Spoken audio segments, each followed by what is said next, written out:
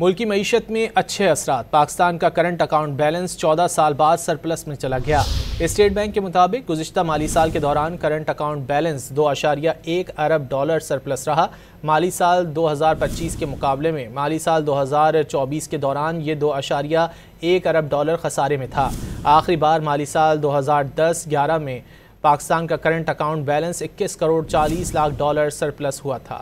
मुल्की मईशत में अच्छे असरात। पाकिस्तान का करंट अकाउंट बैलेंस 14 साल बाद सरप्लस में चला गया। स्टेट बैंक के मुताबिक गुज़िश्ता माली साल के दौरान करंट अकाउंट बैलेंस 2.1 अरब डॉलर सरप्लस रहा। माली साल 2025 के मुकाबले में माली साल 2024 के दौरान ये 2.1 अरब डॉलर खसारे में था। आखिरी बार माली साल 2010-11 में पाकिस्तान का current account balance 21 crore 40 lakh dollar surplus हुआ था।